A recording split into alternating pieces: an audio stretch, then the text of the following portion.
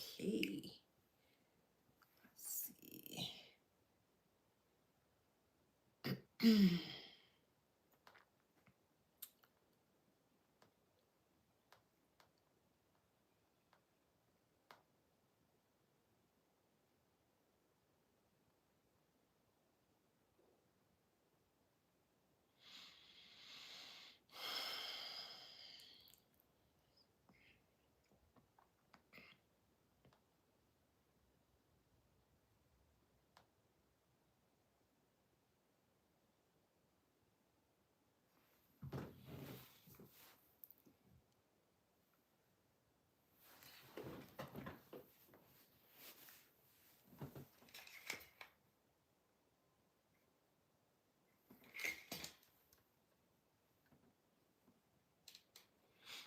Okay.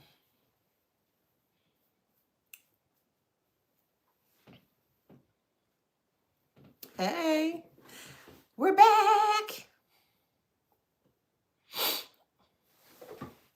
Hey. All right, let's get into this read. Welcome back to my channel. This is Adana, also known as the Air Frozen. So I read for the Beautiful Answer Collective. Hello, Collective. How you doing? Flowers, flowers, flowers. Flowers, flowers, flowers. Flowers, flowers, flowers. Don't forget to like, share, subscribe, hit that notification bell. To book a private reading with me or to shop in my store, all that information is in the description box below. All right, so before we get into this good read here, don't forget to grab this copy of this book. It's called Wisdom Beyond Wounds. It was created by me to help and assist the collective through any type of traumatic experiences that you may have encountered or experienced here. Okay, thank you so much for your immense support. It is truly appreciated. All right, so all right, let's get into this read. Channel message here is order in the court. They cannot weaponize the courts anymore. Okay, I'm going to break this down from a psychological aspect of things. I'm going to utilize my Oracle and Tarot decks and then bring it back all full circle for you. Okay, hey y'all. All right, so again, channel message here is order in the court, or when the bench be open. So the toxic family dynamic were, I'll just say they lucked out in finding a judicator that is, or arbitrator that is very corrupt, very evil spirited. Okay, they tend to overlook cases, or they tend to get paid under the table to throw cases. Okay, so when authority stops answering to truth, the mind bends to reality to justify control. This is not failure of justice, it is intentional distortion. So this family dynamic really loved the fact that they were laying in bed with this arbitrator here and were willing to turn a eye or turn the cheek here to ensure that all of their dirty deeds are kind of hidden or staying underneath the radar here. So let's break this down. Power conditioning and moral licensing. Okay, so once someone occupies a position of authority long enough, power rewires perception. Okay, they stop seeing themselves as accountable to law and start seeing themselves as the source of law. Okay, this creates moral licensing, the belief that their status justifies unethical behavior because they've earned it or they know better. So again, we have many different individuals out here that are in specific positions here, and in these positions here, they're supposed to abide by the integrity and the morality of that position that they fill. But because of how dark some positions may tend to become here, that person who's sitting in that particular position here is willing to, again, turn a blind eye or turn the cheek here, so that way things don't work in your favor here. Okay, so an example of this is an adjudicator knowingly ignores falsified evidence because they believe their personal intuition about the case is superior to procedure. telling themselves the outcome serves justice even when it violates it. So again, this is for a court case that you could be dealing with right now or soon to be dealing with. And a court case can consist of an actual child custody case. It could be some form of an inheritance that you are looking for, some form of punitive damages. It can also be in regards to a conservatorship or any other court proceedings that you may be wanting to take to court. So take it how it resonates, okay? So this can go across any type of court case within a court system here, okay? Now the next one's institutional narcissism. That's an actual thing, okay? Corrupt adjudicators, and I want to make it clear, adjudicators is just nothing but judges, but I'm just using adjudicator to make sure I don't get ding on my outlets here, okay? So corrupt adjudicators often develop a grandiose self tied to the institution itself. Criticism feels like a personal attack, and dissent threatens identity. Protecting ego becomes more important than actually protecting truth. This is my own personal experience of things. I'll put it from this way, my own point of view of things. I've realized that when certain people are in certain positions here, whether it could be law enforcement or some form of a court system here, I realized that when I've encountered a person of such caliber here, that they've had some form of, we'll say, unhealed traumas. This is something I've realized and noticed here. And they tend to, while they're sitting in that position or that seat, they tend to allow their unhealed traumas to kind of like shine through. So they become very biased. They may become very prejudiced in certain cases here, because of whatever they may have experienced from their past here. So they tend to, may tend to lump individuals into certain type of categories. And when I say lump, so let's say for instance, you're going and you're wanting to present yourself and you don't have the finances to get a lawyer here. And they realize that, or they realize that, maybe you don't have support or you don't have family that can help you to get whatever it is that you need to, to be able to, we'll say, successfully win at the court case here. Well, that's already a bias there, because they think or assume because either if you can't spend the money for a lawyer, you may not have the money. And I told you guys before, this is my own personal point of view here. I strongly feel that lawyers here, when you're paying all this money into lawyers here that's supposed to represent you, it kind of gives like a money grab. You know what I mean? It's like they're nickel and diming you for every little thing here. And then by the time you're finished with everything, you pay maybe close to like $100,000 in court fees. So again, that's just my own personal opinion, personal point of view when it comes to that. But I surely feel that courts are nothing but a money grab. Okay.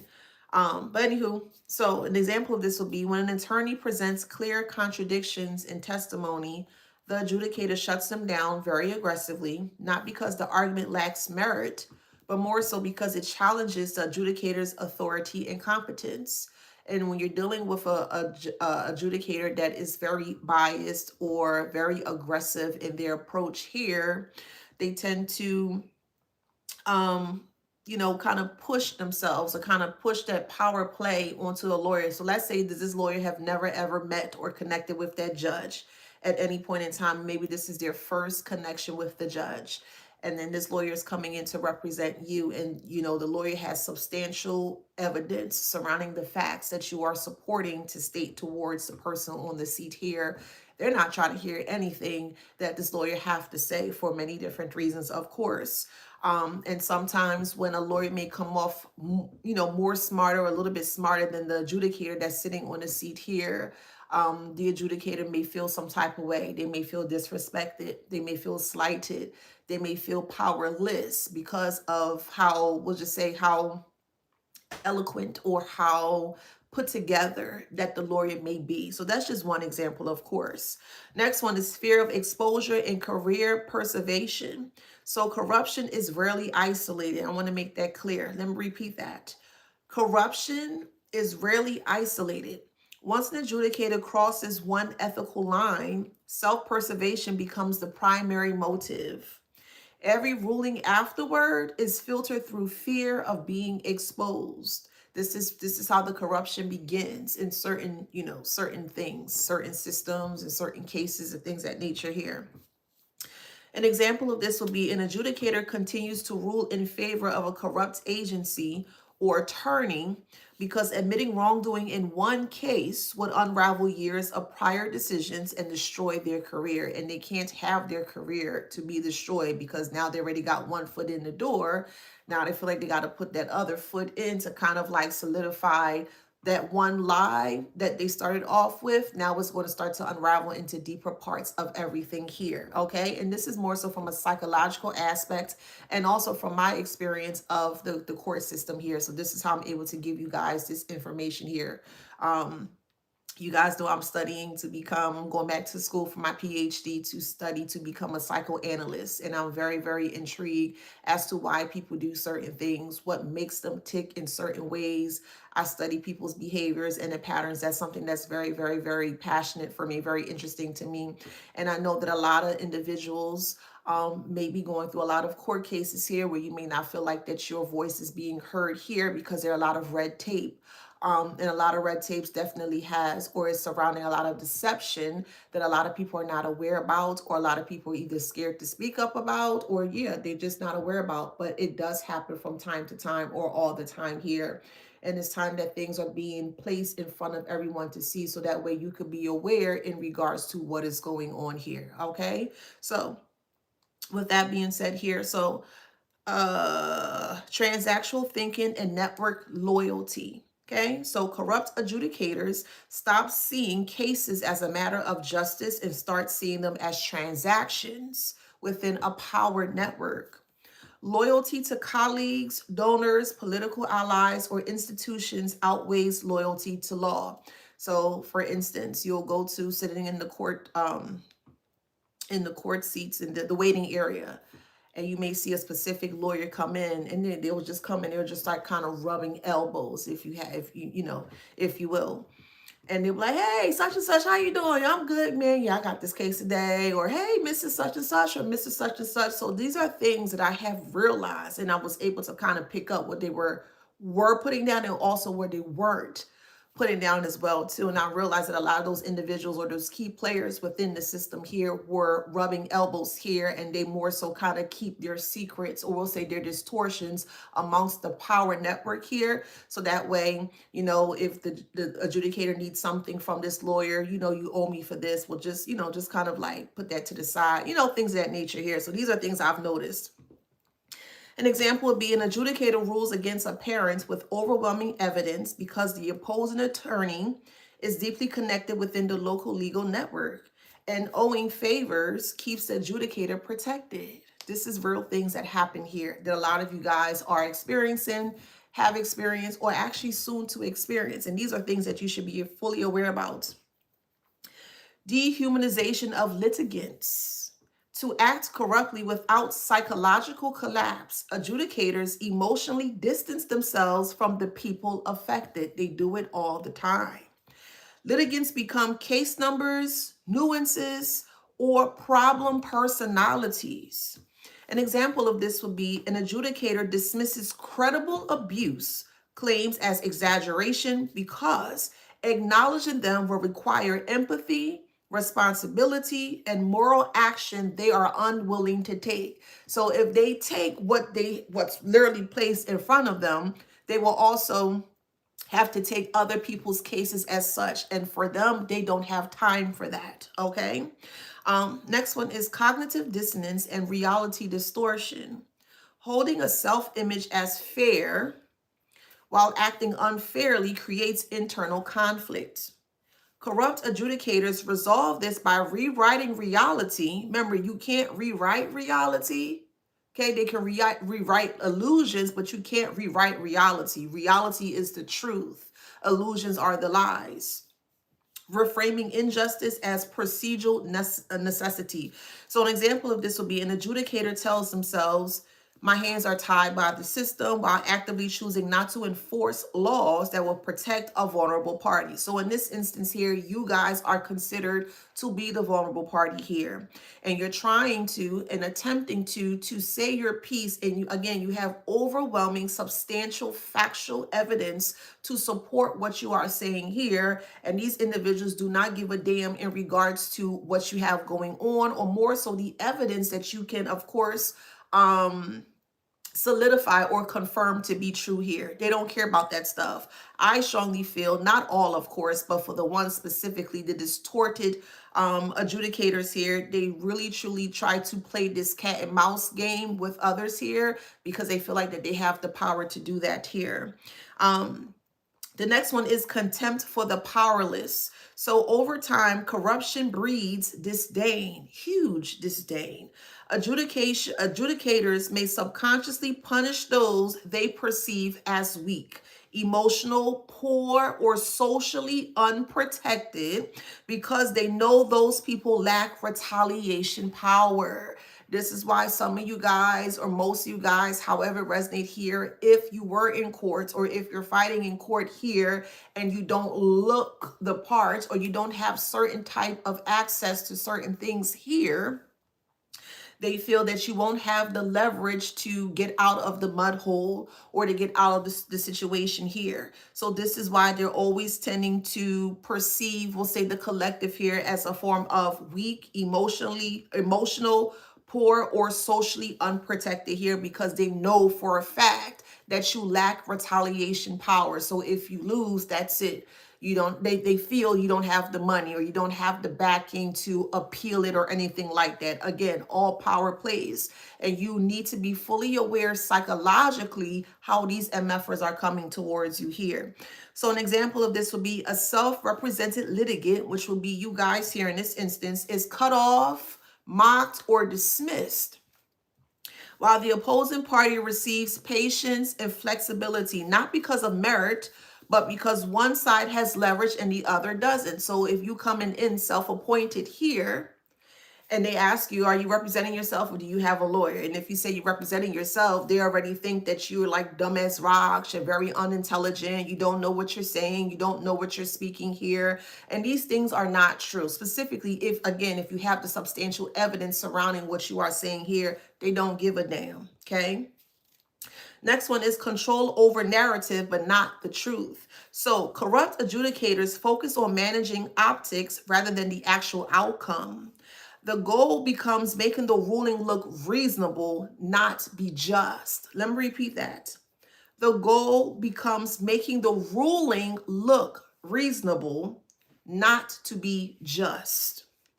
An example of this will be the adjudicator allows a ruling that contradicts evidence, but carefully words the decision to sound neutral and more so procedure-like, knowing most people won't read beyond the surface for some odd reason. Not everybody, of course, but more so specifically towards corrupt adjudicators here. They always feel that, we'll say the collective here, are not intelligent at all, that you're not able to read beyond the surface in regards to what they're putting down here. They're not expecting to deal with someone or to connect with someone that are truly intelligent in regards to what they're doing here. And if at any point in time you're seeing what they're doing and you call them out, because I have done this, I've actually called out a judge surrounding my kids here, and I actually went to jail overnight, but I didn't care because y'all not gonna play with me when it comes to my kids, if that makes sense. And I made an example out of her. I told her about herself and she didn't like that. So that's why she put me in jail overnight. But by her putting me in jail overnight, to be honest, it actually opened up my eyes even more to see through, or more so to read between the lines in regards to how this whole system or power play works. So yeah, for real. Yeah, for real. So let's keep moving forward. That was the worst thing that heifer could have done. No, for real. So we have psychological detachment from consequences. So repeated corruption dulls moral response. Repeated corruption dulls moral response. The adjudicator no longer emotionally registers the harm their rulings cause because accountability feels abstract and distant. So an example of this would be an adjudicator repeatedly places children in unsafe environments because consequences don't appear in their daily life, only on paper. Okay? Next one is entitlement to impunity. Okay? The final stage of corruption is belief in invulnerability. Let me repeat that. The final stage of corruption is belief in invulnerability. The adjudicator assumes complaints will go nowhere and that oversight bodies protect their own. This is what they're expecting. This is what they're anticipating here. So, an example of this, let me drink some water.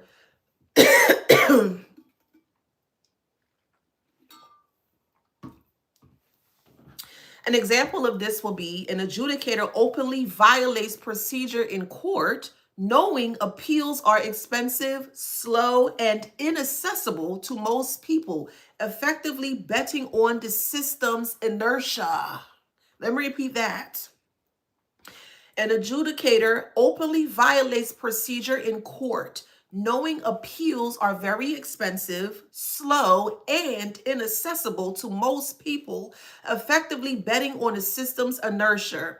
This isn't about a few bad rulings. This is about psychological decay under unchecked authority, reinforced by silence, fear, and institutional protection, if that makes sense. So, when the bench becomes a weapon, this is going to be order in the court, because moving forward here, they are not able to weaponize the courts, or they're not able to utilize their power in such a way to where they won't be able to utilize it in court anymore. So let's dive deep into my deck here. I'm going to use my psychological decks, of course.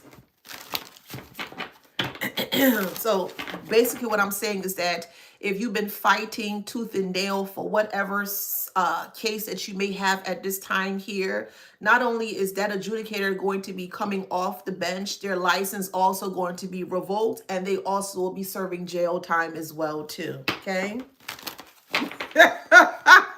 We have Spider here.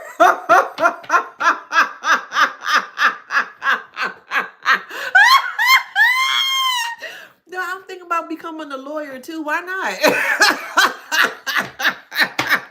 Hey, why not cover all my bases, right? So we have Power in reverse, and we have Spider upright. Okay? So again, they are stuck in their web of lies here, and they're very powerless. Again, just because they may have on a robe, or just because they feel that they have some sort of power here, doesn't mean that they can try to impoverish others that may not have the same qualities or accessibilities to actually win a case here. Okay? I strongly feel that some of these corrupt adjudicators here tend to play on people's past experiences. Again, if you don't have support, or if you don't have the backing financially or things of that nature here, or perception wise, you don't look the part here. So this is why they may feel that they can use their power in this way to more so continue to dismantle you, or more so break you down in many ways here that they keep thinking or seeing, or keep thinking or assuming that you won't see here. And to be honest here, most people don't see it, okay? Everything is psychological. Everything is a chess game, specifically surrounding court systems. Everything is psychological. It's mind games. It's psychological games. That's how they try to play you, okay?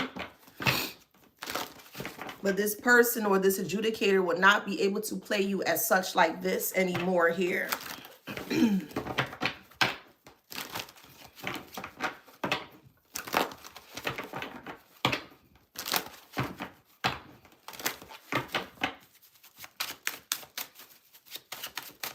Now, the reason why this family dynamic here chose this person here, because whatever lawyer that they connected to, they knew the adjudicator. So there's some form of a strong connection or a close connection between the lawyer and the adjudicator here. And because they schmooze in the same circle, in the same whatever here, see, perspective is here. You're not aware as to what's going on here, but they're too friendly or they're too open with their communication, or more so their body language here. And that kind of throws off red flags there to kind of see, like, you know, something's not right here, something's off here, for the lawyer to kind of be openly having certain type of conversations, or just more so the body language as to how it's positioned towards the adjudicator here. You're like, yeah, something's not right here. And this family dynamic were able to luck up and securing a lawyer that is in bed or close to this adjudicator here. This is why you may have felt very powerless within the situation here. But don't worry, everything is going to change for you, because all of the gloves are off. There's no gloves, meaning that there's no protection from this. They can't protect themselves from this, despite how much money or finances that they may have in the pot here. You know, it doesn't cost anything to speak the truth and to continuously speak the truth here.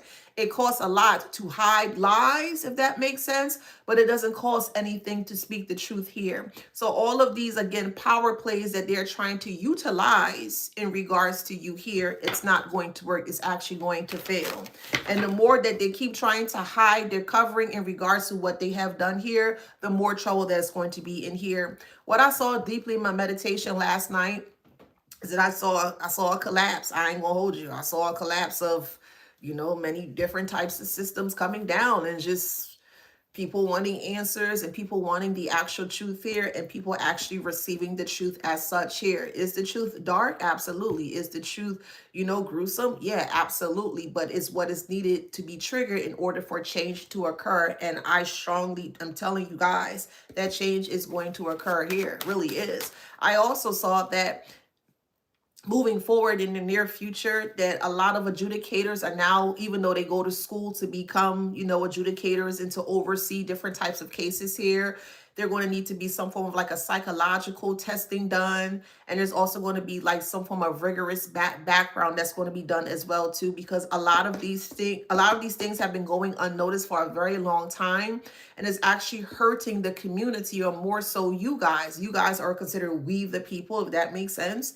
It's hurting a lot of you guys here, because you're thinking that you can go in with your evidence, with your facts here, and you're thinking, okay, this is a shoo-in, you know, I'm good, I got everything right here, you know, here's everything.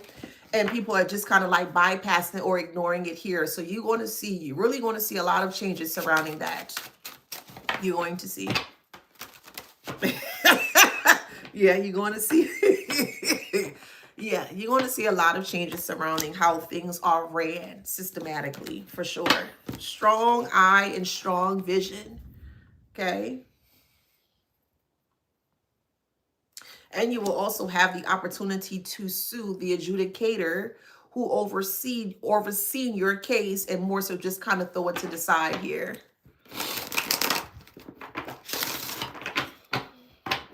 And this is what they are afraid of. So them talking to the family dynamic here, I don't think, yeah, freedom is in reverse. So the family dynamic could have been speaking with this adjudicator, or more so the lawyer here. So the toxic family dynamic has been speaking to this toxic lawyer here, who's then in speaking to the toxic adjudicator here, with freedom in reverse here. And they thought that they had you, like, you know, you're back against the wall here, to where you would not be able to kind of like free yourself, or to more so let other people be aware as to what you have been experiencing if you are going to some form of a court session in this current time or period. Take how it resonates here. And this is what they are afraid of, because yet again, they know that you're by yourself, and they feel like that you don't have the backing, or you don't have the power to stand up to state what you went through, and more so the injustices that you have experienced surrounding this toxic family dynamic here. And this is why I going back to a couple reads that I have done months ago in regards to the connections that the toxic family dynamic holds This is why they specifically, strategically place themselves in a community here to ensure that they have the backing of such of the community. So at any point in time, they need to utilize whoever it is that they need to utilize here. Well, it's you're going to just lose hands down. You're not aware of this because, of course, they're not going to tell you this, but this is what they do.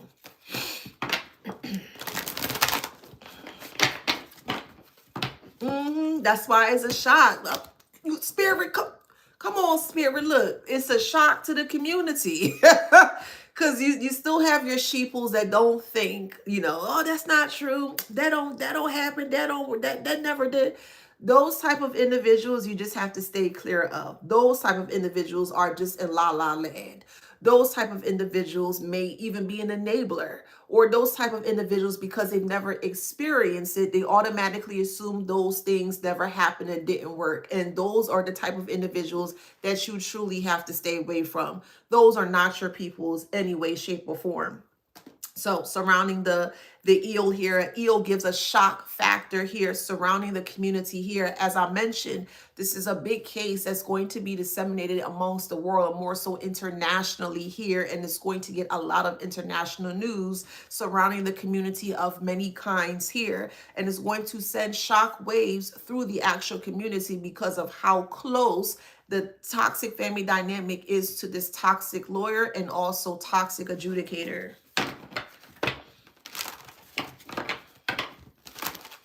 Remember, they thought your silence was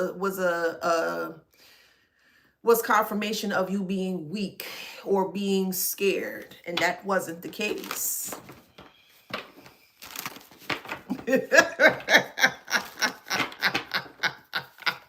So they're in a lot of trouble here with the cauldron here.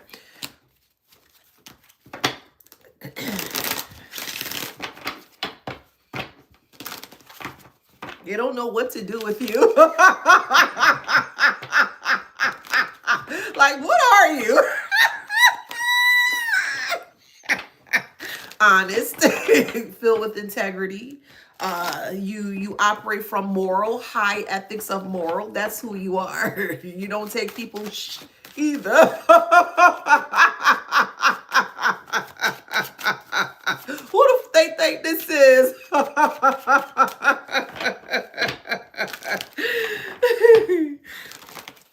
So all of their ghost from the past is now starting to seep up. A pond is not deep. You can stand in a pond. It's very shallow. So everything that was once hidden is coming up here. If that makes sense. So a lot of the ghosts from the past that they thought that they could have hide amongst the pond or the shadows here is definitely coming out for everyone to see. And this is what they're freaking out about. See? Story. This is what they are freaking out about.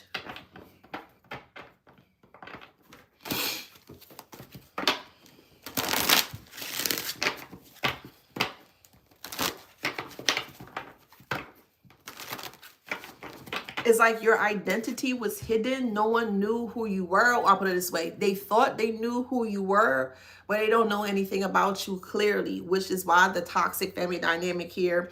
Toxic family dynamic can stem from a toxic mother, toxic father, brother, sister, uncle, a spouse, an ex-spouse, a lover, an ex-lover, a child's mother, a child's father. That will be considered a toxic family dynamic. So take that how that resonates, okay?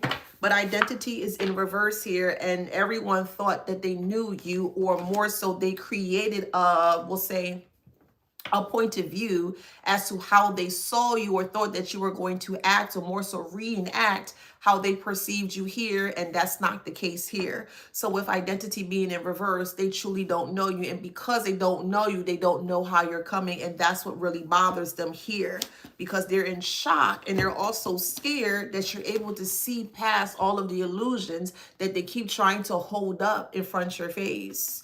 Eventually, somebody keeps throwing cottons at you or keep throwing illusions at you. Eventually, that's going to break, because if you, let's put it from this perspective here, think of an illusion as a cloud, okay, in the sky. And if you ever flown anywhere before and the plane is flying through the actual cloud, it's see-through. That's nothing what that's all illusions are. It's nothing but see-through. And they're like coming together, huddled together, trying to, position themselves, to foot themselves, to keep hold up this illusion, hold it up, hold it up, hold it up, no, hold it up. And they keep thinking that you can't see through the wispiness or to see through what they're trying to hide. Like if that makes sense. Illusions, thank you. Illusions are nothing but clouds, if that makes sense. It's see-through. This is why this is going to be a huge loss to them, not to you. Y'all remember Michael Jackson? Not too much of my uncle, because I love me some Michael Jackson, so just not too much on him, okay? But y'all remember when Michael Jackson had that time when people were saying that he was into certain things and he was not. How do I know this? All you gotta do is go through that man's lyrics and just read the type of things that he was speaking about and saying. He never ever once spoke anything about the things that they were trying to portray him to be, if that makes sense. And if you look at other people's, because I'm a music lover and I always read people's lyrics and things of that nature. If you look at other people's lyrics and you read through it, they're literally telling you their life story, but just in a song form. So that's just a little gem for you to, put in your back pocket and take with you. But anywho, I remember when he finally was shown to be not guilty surrounding the type of things that they were saying that he was doing here. And he got on the top of that car, that black truck, and he started to dance. That's the type of victory dance that you guys are going to be having here.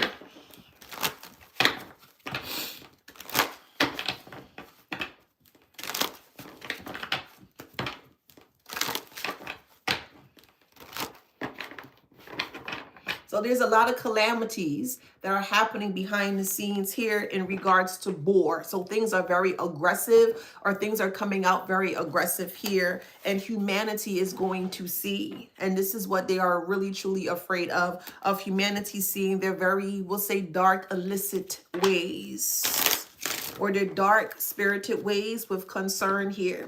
The family dynamic is concerned with you because you're not talking to them. You're not paying attention to them, even though they're trying to do things towards you. They're trying to get your attention. They're trying to come back into your good space or good graces here. But it's just it's not working because you see past them. And because you're able to see past them, it's putting them in a position where they're becoming very highly concerning towards you here. Because it's like, oh, wow, so they just left us in the past, in the dark, and they're just going to keep moving forward. And your pathway is 100% completely open. It truly is. That's why they ganged up against you.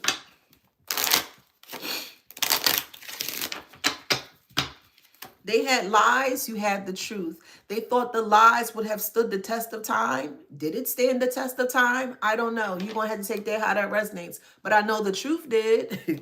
I can't tell you nothing about no liar because I'm not a liar. I'm a truthful person, and that's just how I come and I show up and I embody every day is the absolute truth, the raw, authentic parts of every part of the truth here, which is why adjudication is working in your favor, not theirs. There's also a lover that was involved in this as well, too. As I mentioned, the lover is a part of the family dynamic. So take that how that resonates here. And this lover is in their thought here because, again, they never known for you to be more intelligent than them or more smarter than them here. They thought you were a dud, or they thought that you didn't know anything, and that's how they treat you based on how the toxic family dynamic wanted them to treat you. If that makes sense. So the toxic family dynamic groomed this ex-lover or spouse here to treat you in such a way, which is why you may have had a very hard time, or we'll say connection surrounding this toxic lover here. Yeah, look, JR. I want some oracle cards. Do not forget your reader. I want some oracle cards. And I want a cake and a speaker, okay? For now, okay? Don't forget me. All right, now. So imprisonment is here. There was a hierarchy, and the hierarchy went as such. At the bottom, the core bottom, the foundation, what's really holding it was the ex-lover, ex-spouse, ex-boyfriend, ex-girlfriend. Take it how it resonates. Then you have the family dynamic that comes at the top. Okay, so the family dynamic has pulling the strings underneath the ex-spouse or the ex-lover here.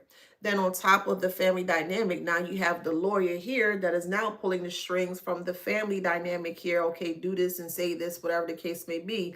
Then on top of the lawyer here is the grand adjudicator here that's overseeing the whole process here. So that is the hierarchy, or more so the triangle, as to how things are playing out in this whole thing here. Okay.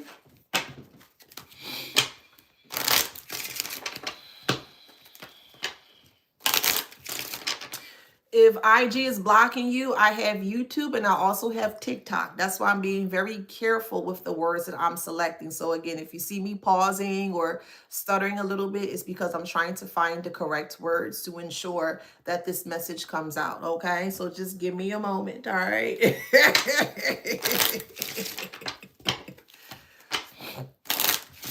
Is anybody else having trouble on Instagram? Please let me know. Or it might just be you, but let me know, okay? If there's any like things sticking or anything like that, or if there's any like Wi-Fi issues, let me know, okay?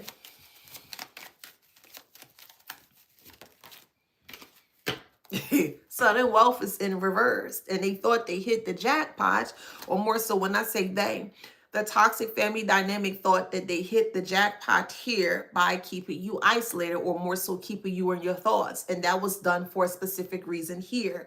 They thought by keeping you in your thoughts here would keep you away from what they were doing behind your back here. And it did not, because once you got out of your thoughts and you realized what they were trying to do to you here, you were able to see past all the things that, again, that they were trying to hide. And this is why there's going to be a lot of shift or changes surrounding the community. Okay.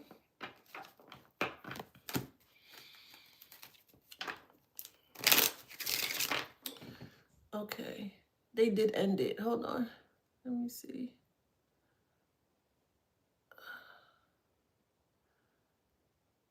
Okay. It was ended on Instagram, but I could go back on. Let me see. Hold on. I'll just download it from YouTube and put it on Instagram and Facebook. Hold on one second.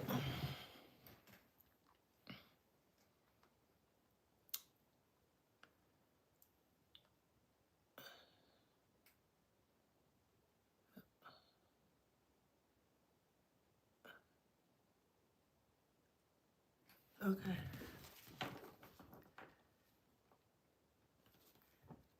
Okay, I think it was just a connection problem. Yeah, it's just a connection problem. That's okay.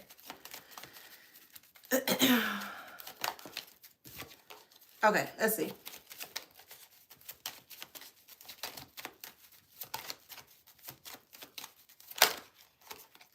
We got gift here. Hey, y'all, it was just a connection problem. Yeah. All right. So what I'll do is I'll just break down the video from YouTube and just post it on Instagram and Facebook. And that's just how that's going to go. All right, so let's keep moving forward. So surrounding the gift here, you are the gift that's going to bring a lot of changes here, okay? And they don't want that, but we don't care what they don't want. They didn't care what you wanted or what you didn't want, if that makes sense. Hey, y'all, welcome back. Hey, y'all. We had some minor discrepancies surrounding the, the connection on Instagram, but we are back and we are rocking and we are rolling. All right, let's see. All right. What else, Spirit? Ah! Oh, sorry. Look. You are the gift that's going to change a lot of things in the community surrounding court proceedings here. Yes, you are. Yes. A mature woman could be upset about this, however it resonates. Okay? But there's a mature woman. Thank you for the donation. A mature woman is in despair. So a mature woman could be a mother figure, an aunt, or whoever, however resonates for you here. They are in despair here because you are onto them because of what they're doing here. So if you're not connected specifically if you're dealing with a child custody case here and you don't have connection with this child at this moment here, this mature woman, which could more so be the grandmother figure or aunt figure, or older sister, younger sister, however it resonates here. But if you don't have a connection with this child here, this mature woman is blockading or more so creating the red tape so that way you don't have connection to this child here. And they're doing that for a specific reason here, because of course, if you're able to talk with the child here, then you will know what's truly going on. And this mature woman doesn't want you to know here, which is what the brain is here. So again, if you were connected to the child, or if you were to get a chance to become connected to the child, which you guys will, just give it some time, okay? If you look closely here, the brain is here. So the brain represents, or more so this, what do you call this thing again? The water pill that you use to like wet your plants or to water your plants here, it would grow. So it's like your mind would grow, or you would get new insight, or more so new intel surrounding what is happening around the whole situation here. And this mature woman doesn't want that. So this is why they feel comfortable laying in bed. I don't know if it's literally, I don't feel literally. For some, it might be, but more so this is figuratively speaking here. This is why they feel comfortable laying in bed with this lawyer figure here, because this lawyer gives them the access to this corrupt individual here that is, again, throwing the case here. So that way you're not aware as to what is going on. And that is a big no-no.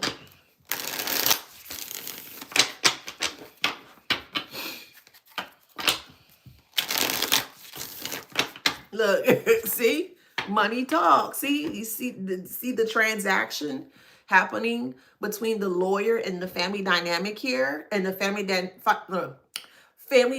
thought that everything was air sealed tight, or more so you wouldn't be aware as to what is going on here.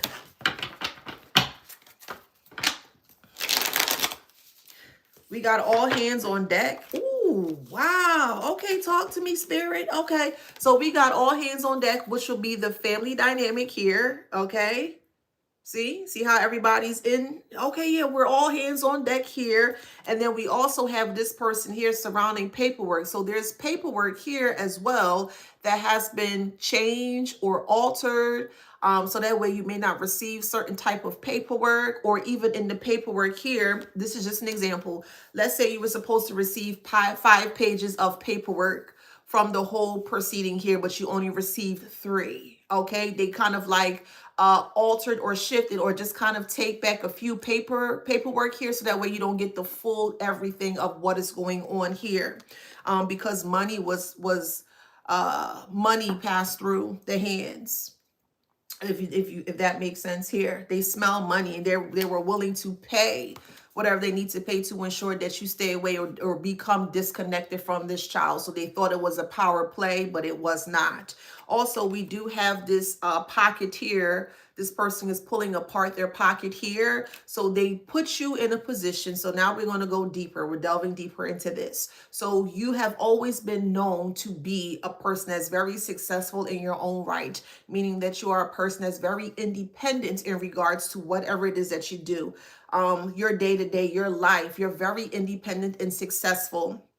And the people that were around you could definitely, they know that, but they don't want other people to be aware about that. So they started to chip away at your financial, we'll say, security of things, to ensure that if something were to occur or happen here, that you would not be able to have the backing of the financial security that you have secured for yourself here. So this is why it's coming up in this way. This is why you may have felt, people were calling up at your job, or at just some random time, you may have lost your job and you don't even know why, you know what I mean? Like, you didn't do anything wrong, but you're going to find out here that your family dynamic was very involved in regards to getting you fired here. So whatever position or whatever career or job that you may have had at one point in time here.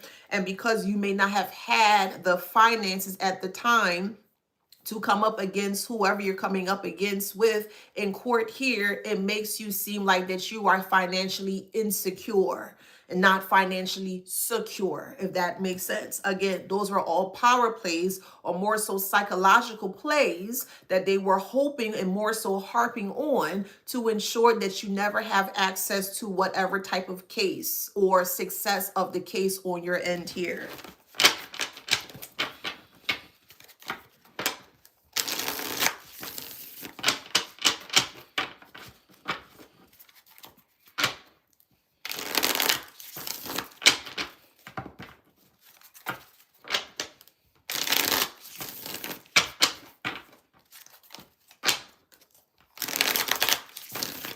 So the cornucopia, see, oh, dang.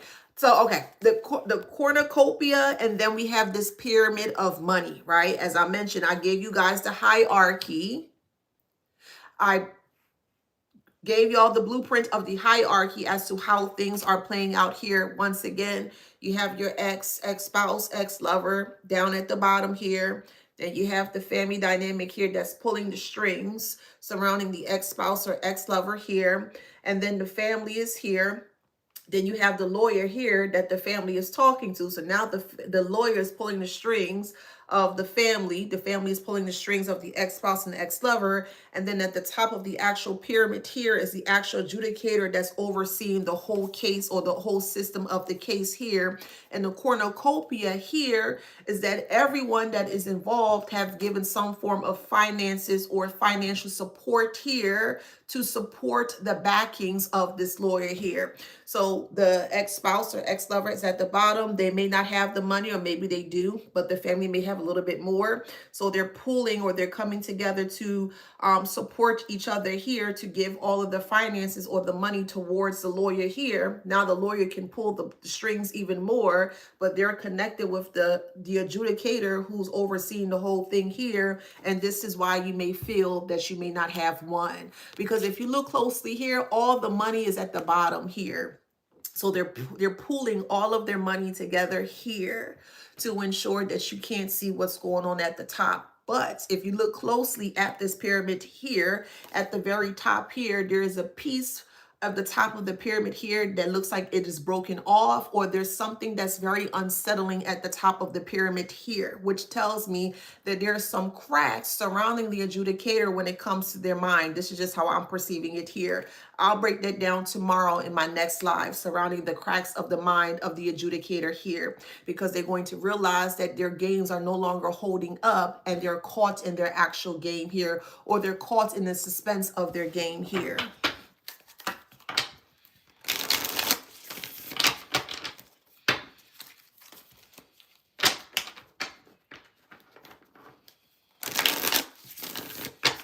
See, people are climbing to the top, or they're trying to figure out, So I'll put it this way. They're climbing to the top, but it's not morally ethic, or it's not in a positive way. It's like they're utilizing other people to climb on top. I don't know if you're able to see that. So you have the ropes here, right? And there are more people a little bit farther advanced than where they currently are. I'm going to put you guys as such. You were highly advanced, or more so successful at the top. And this family dynamic saw you as a threat because, again, you did not need their assistance. You did not need their support to financially be secured in your, your lifestyle or your day-to-day here. And they felt some type of way about that. So they thought by attacking you here, by tethering, so they try to tether. So let's say you're up here, right? And they're trying to tether you to connect with you, or to anchor with you here to pull you down. So as they're tethered or anchored to you here, and they're literally pulling on you to pull themselves up, they're pulling you down. This is exactly what they were trying to do here. And did they pull you down temporarily? We got to be honest here. Yes, they did. But Hear me out. That was a blessing in disguise. And the reason why it was a blessing in disguise here is because since you were at the top already of everything, you weren't able to see what was going on because you were only truly paying attention to your life and your day-to-day here. So granted, you weren't looking for anything suspicious out of the blue, if that makes sense, because you were focusing on you. But that was a huge blessing in disguise. And the reason being here is because since all of the finances or the money is at the bottom here, you were able to see what they were hiding here. A narcissistic fool is always going to leave evidence surrounding the thing that they have done towards you. Yes, they are. Down to their patterns, down to their behavior patterns, down to their personality, down to the things that they say, and even down to the things that they don't say. And narcissistic individuals tend to be very showboaty in regards to what they're trying to showboat here. So if they have been consistently showing you one thing over the years or over time, and then something happened to where they kind of pull back and they stop showing that thing, something happened to where they didn't want to speak about it or they don't want to show it at all. And that's where your cue, or more so your intuition or your discernment, comes in to be able to plow through or see between the veil or the lines in regards to what they're hiding here. And that's exactly what happened here, that they weren't anticipating. They weren't anticipating this at all.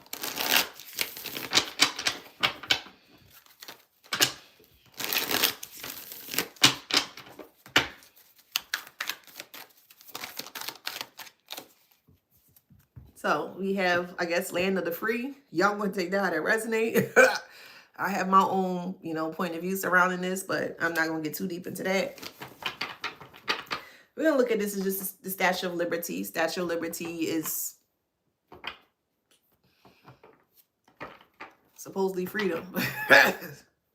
Yeah. Okay. Well,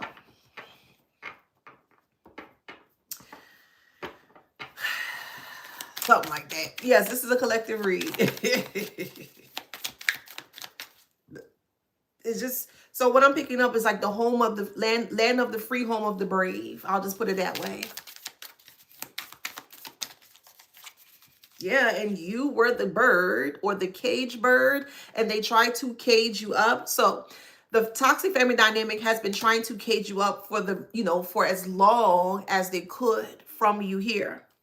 And finally, the doors open. You may not have been aware that the doors were open, or they weren't aware that the doors were open, because the canary represents your voice. You were singing or you were speaking up in regards to what was taking place with you for quite some time.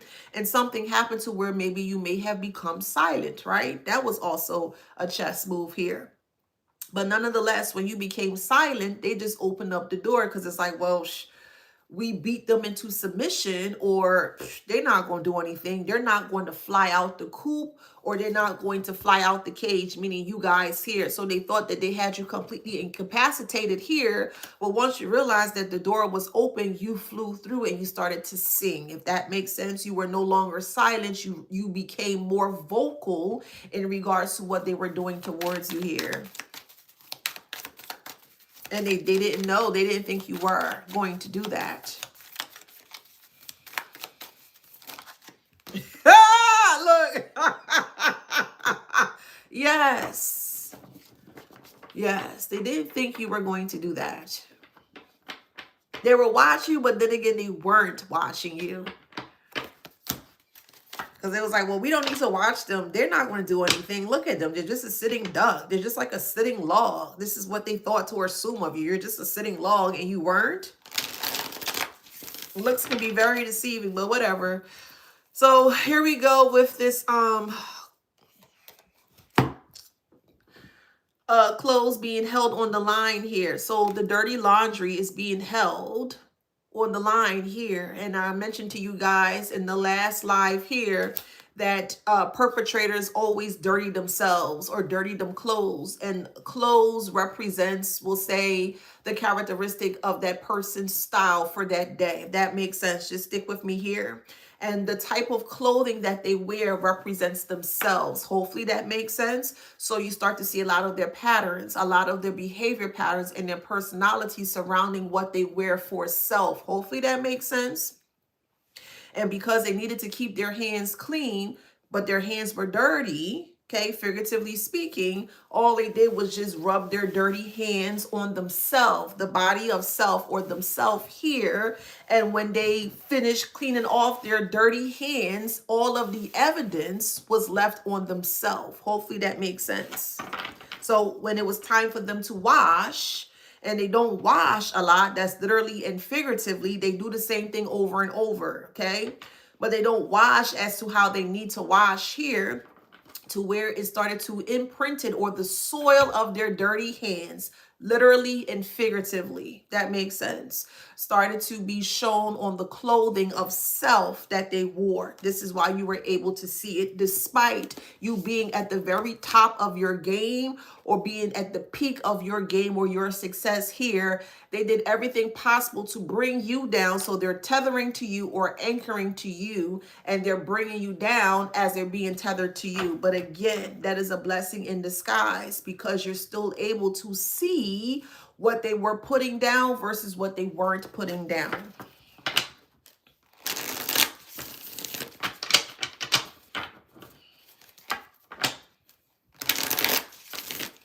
So now they feel stuck here with no exit. Okay? But there's abundance all around them.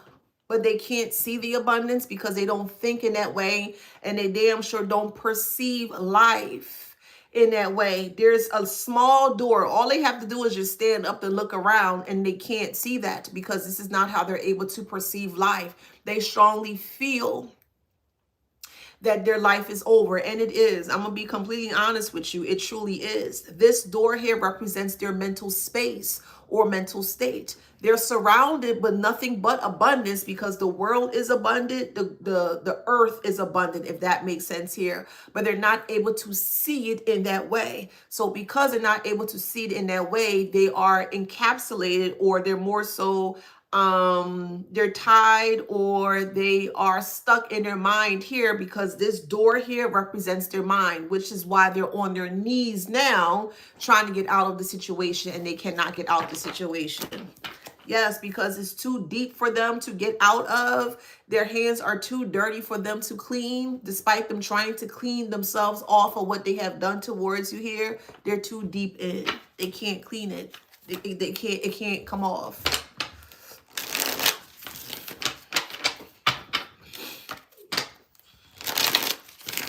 Yeah, and they thought or assumed that they have layered this, or more so they felt that they assumed and felt that they have done this brick by brick, but they did not. To be honest, they missed a couple of steps surrounding the foundation of this faulty system, or more so the lies that they thought was going to, we'll say, substantiate, or more so to support their lies here, and it did not, because they missed a lot of steps here, okay?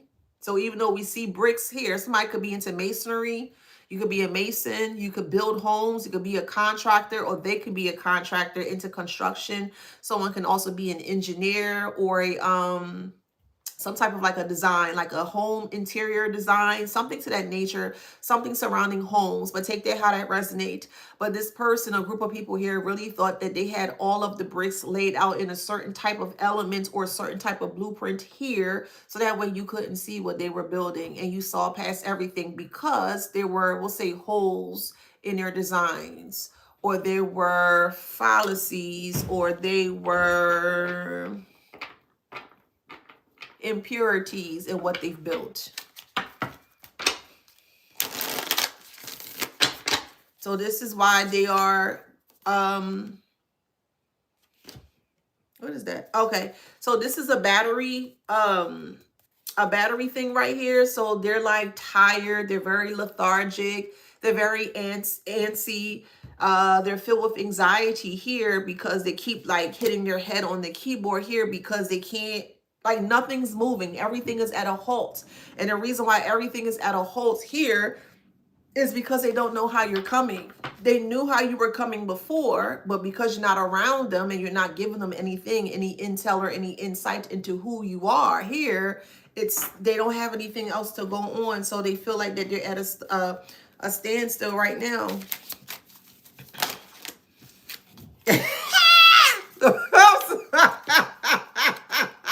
Yeah, reading up. They're trying to read up on you to see if you know something or if you're spilling the beans here, but you're fully aware as to what is going on here, and that's not stopping you from speaking up.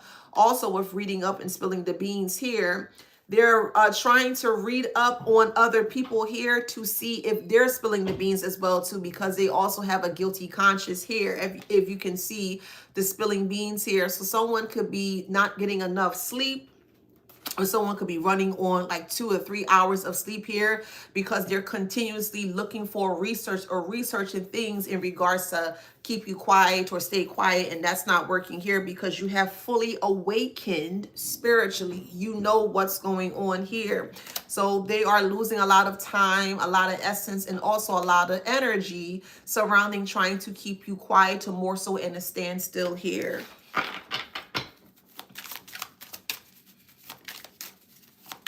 And they're not gaining anything at all.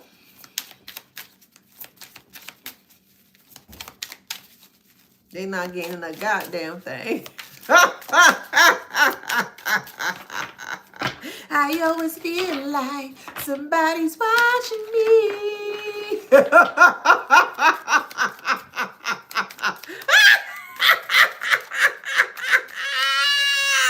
Baby, we got receipts, okay? The receipts don't lie. The truth don't lie, boo. You see those fingerprints there? And that's exactly what they left behind. They left a lot of receipts, or more so fingerprints here, when they were trying to read up on you here. And the more they try to read up on you here, is the more they're exposed in front of everyone to see. Yeah, bye, Felicia. Somebody name could be Felicia, or you telling this heifer bye. Bye, Felicia. Okay, take it how it resonates. Yeah, but Felicia gotta go. If somebody's name is Felicia, okay. Like, peace out.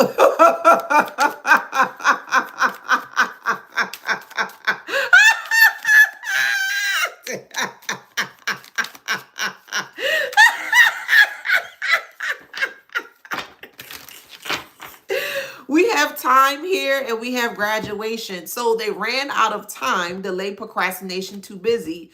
They ran out of time here and they weren't able to graduate from this, we'll say, I guess, travesty. I don't know, child. Take it how it resonates. But they weren't able to graduate from this whole ploy or plot or plan in trying to keep you at a standstill here. So this is why they're trying to utilize either a family member or a ex-spouse or ex-lover here with rebound here. They're trying to get them to come back towards you here to hash things out. And we don't need to hash anything out at all. And when I say we, collectively, generally speaking, nothing needs to be hashed out in this MF, okay? Heart to heart is in reverse. What heart to heart? No, sir, no, ma'am. What heart to heart? Oh, we need to have a heart to heart conversation. No, y'all don't need to have no goddamn heart to heart conversation.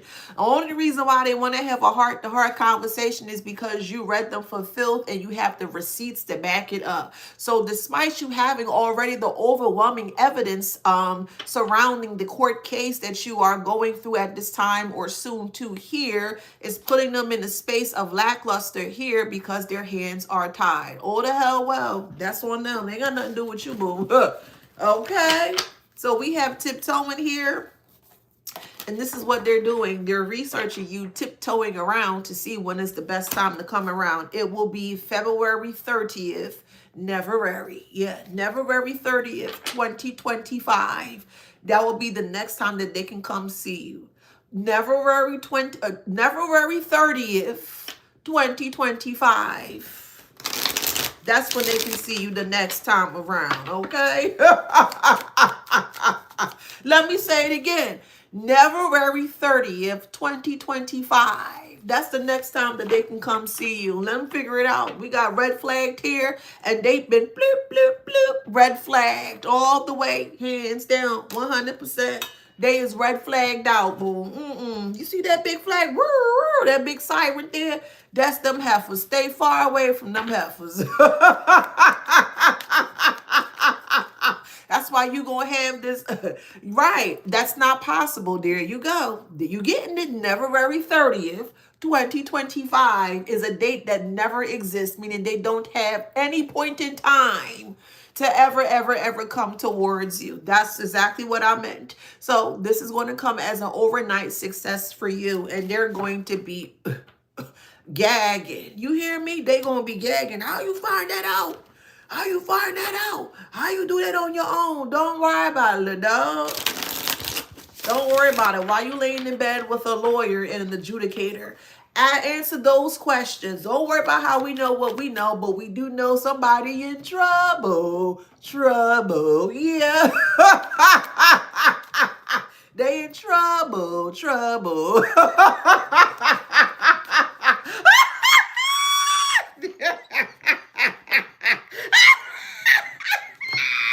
We got breaking cycles. We got breaking cycles here, which is exactly what you're doing here, okay? They awaken the sleeping beast. They awaken the sleeping dog. They awaken the sleeping bear. That's you, boo. You was the bear that was sleeping. And they always tell you, don't poke the bear. And they kept poking and prodding the bear or the lion here. And hey, look what happened when you keep poking the lion. Eventually, he's going to wake up. Shit, if I see a lion, I'm going the opposite way. You ain't gotta tell me twice. Oh, he's sleeping or she's sleeping. Let me go that way. I ain't playing with no lion and no bear, child, please. Not me. I ain't playing with that. Nope. No, sir, no, ma'am. I'm not playing with that.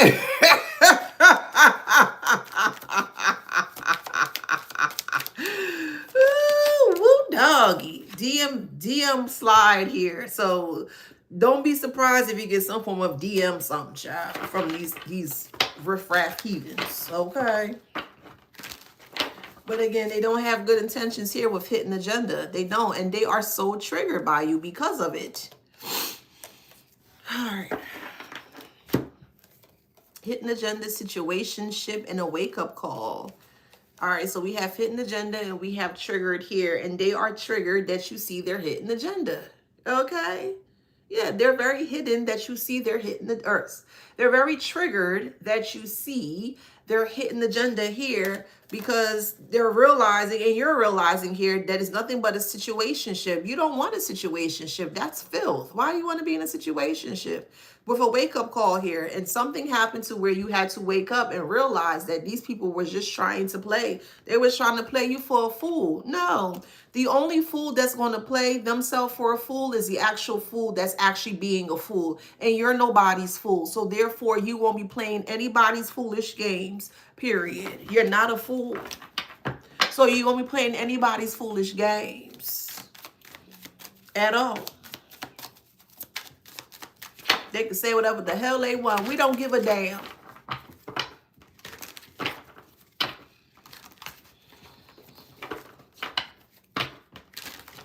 Yeah, that MF is nothing but two-faced. That's all they are. Two-faced, two sides. And you see both sides. And they both ugly. You're like, ew, P.U., yucky, get away. Patooey.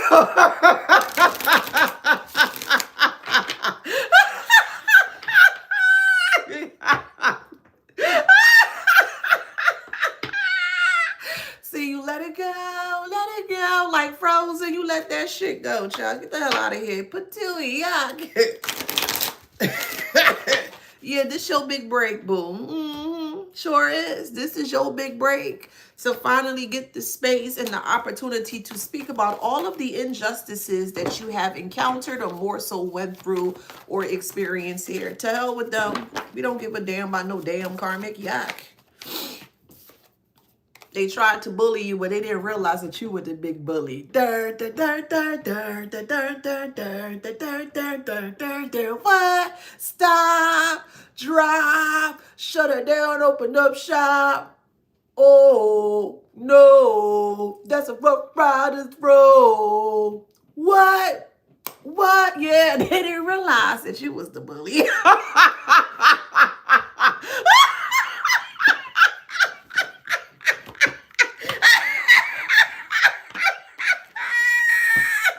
All by yourself too. Ally is in reverse. All by yourself, okay? You don't need nobody. You don't need them heifers. I know that.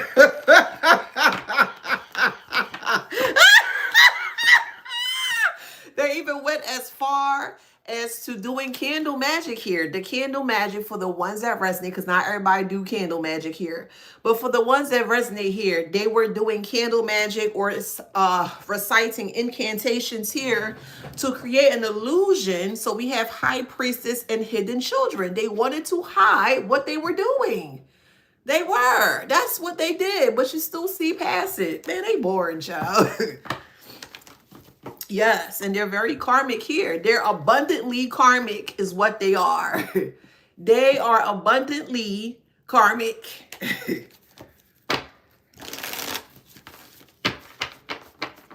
Could be dealing with a Virgo. You could be the Virgo or they could be. However it resonates. They got out-bullied. Trying to be a bully towards you. That's the most... I think that's the most funniest thing ever, for them to think that they can bully you with a group of fools. You are the bowling ball and they're the pin, and you knock all them MFs out with one hit, one strike. Pew, strike with the big axe, not the spare. You strike them out. You hear me? Because they're not going to control you. They're not going to control no system. They're not going to control no lies. They're not going to control anything when it comes to you, period. And this is why they have the anxiety that they have here. We don't give a damn, karmic. We don't give a damn. We don't give two flying farts.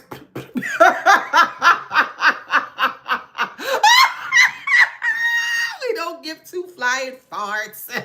Yeah, too good to be true. Yup. Dark energy here that they keep trying to stay in. Let them stay in the dark energy. Just let them, and they just gonna fall and just keep spiraling out of control in the dark energy. Okay, stay there, karmic. If they come out, they in trouble. If they stay in, they in trouble. Either way, they in trouble. They can do whatever the hell they want. We do have liar here, and what's this one? Ooh, okay. We got sexual deviant here. So they're lying about their lustful ways, basically. Yeah, they're lying about their lustful ways. I hope this is not turning into how it is. Let me see. Oh, God. I just said that. I didn't want that to turn like that. I don't want it to turn like that. So, oh, man. So there's children here. So they could be lying. Oh, Lord, child.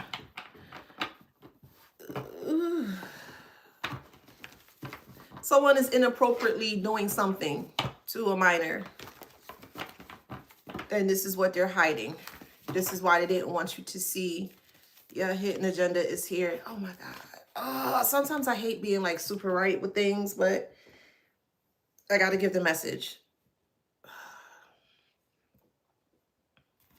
I think this is why they utilize court to keep you disconnected from this child here, so that way you weren't aware as to what is going on here. But this is what is going on here, and this is why this child or children are going to be removed from this home. Yep, because they're burnt out by you keep prying, or you keep figuring out what they're trying to hide from you here.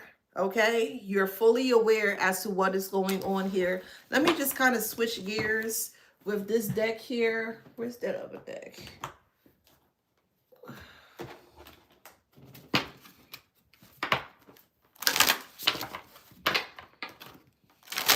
Because I did trying to recreate or keep up this cycle of inappropriate things. I'll say it that way.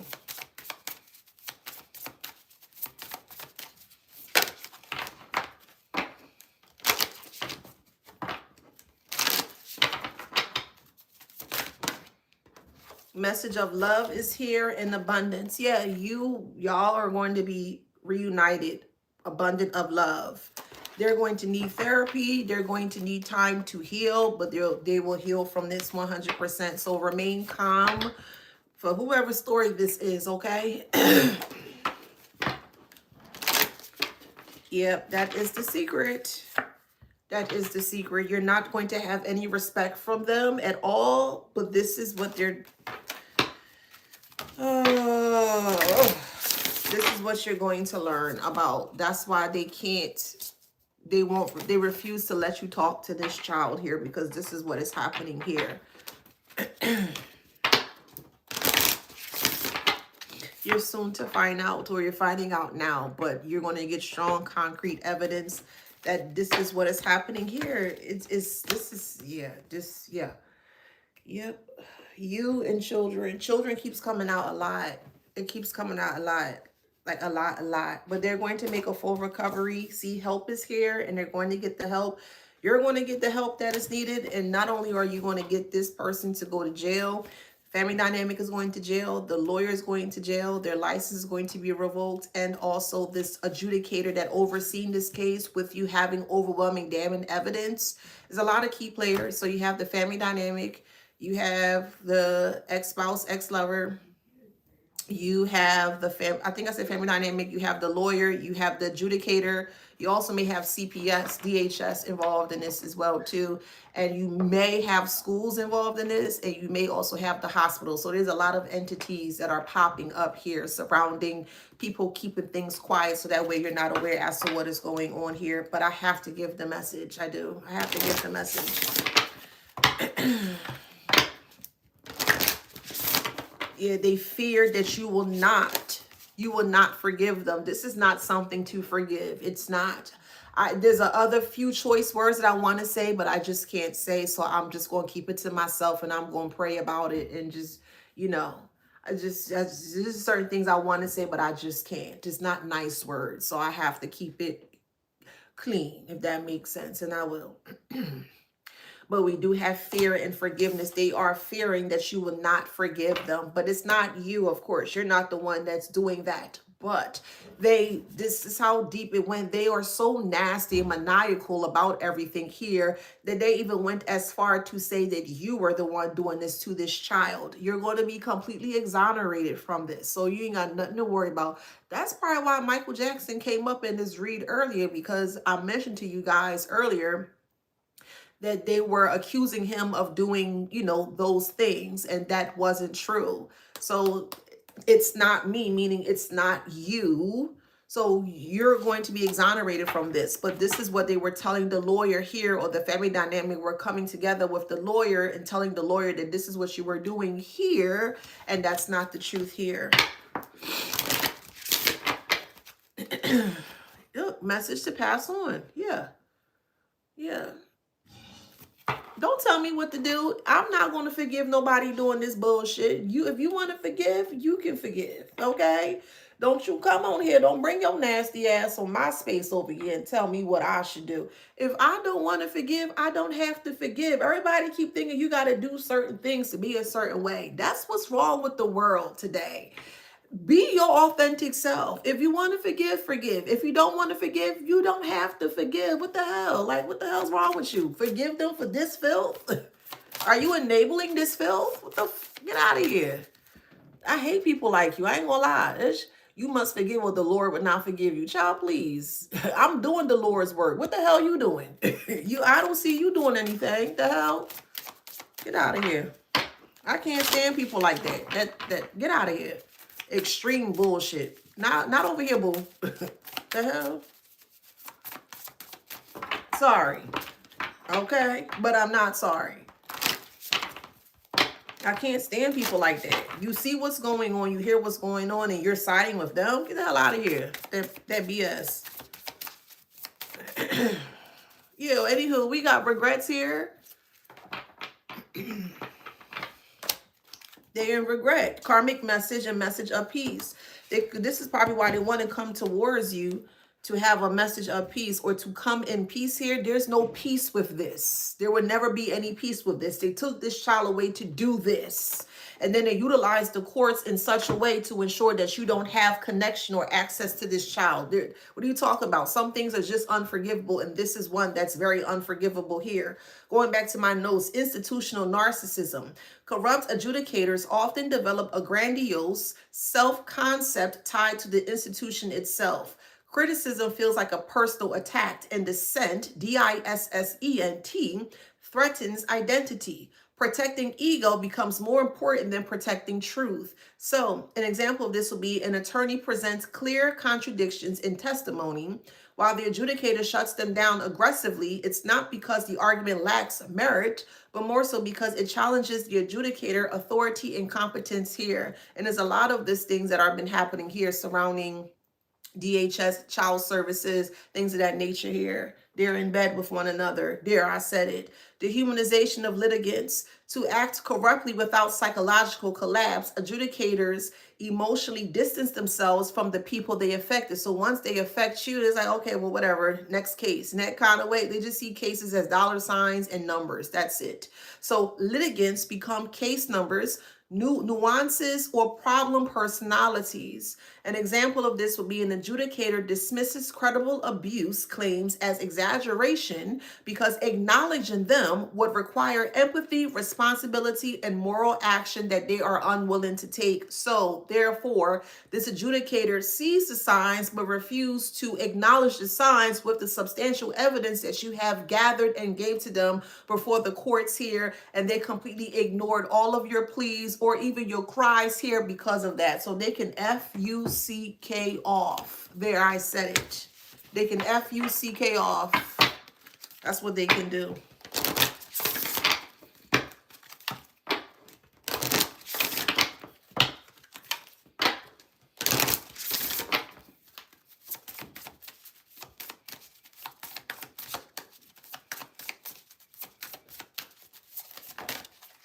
So we have reunion and free, was it? Reunion, free message, and message of warning. Message of warning, don't do anything out of touch or out of whack. Don't. Because you're going to make it a little bit harder for yourself. I know it's hard to receive this message for the ones that resonate with this message here. But you're going to be reunited. Message of warning is to stay calm, okay? That's the free message here. Y'all going to be reunited, okay? So don't do anything crazy. Don't, I get it. I understand. This is spirit, like, wants you to think of your freedom, okay? Or things are going to be reunited to where you and this baby or child or children are going to feel free and won't have to deal with that BS again.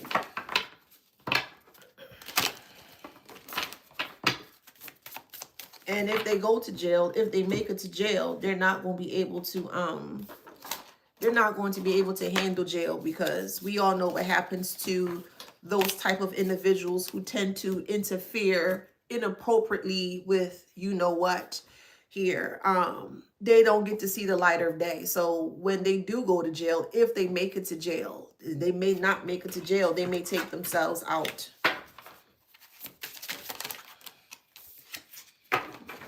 We have jealousy here.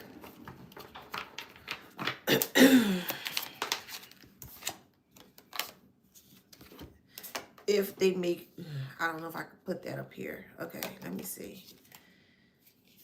This child may have ran away. You may not have been aware of that. They may have been trying to come towards you or call you.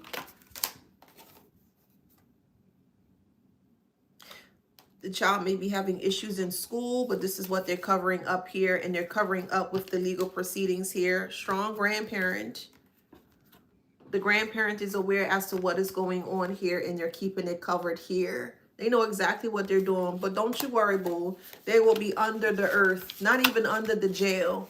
They're going to be under the earth, and we all know what's under the earth. What's under the earth? Nothing but space and time. They going to tear it a new one. They going to tear it a new one. Could be a fire sign, however it resonates.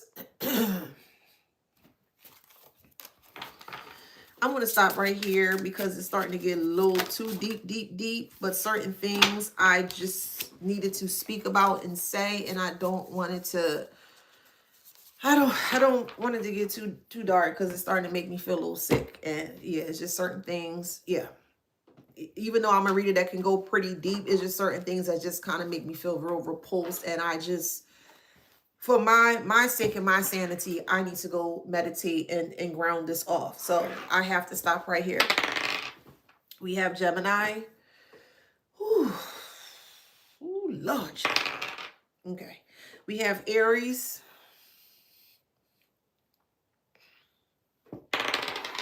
We have Leo. Virgo. Sag.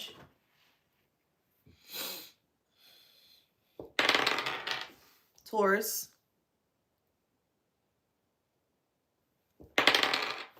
Aries.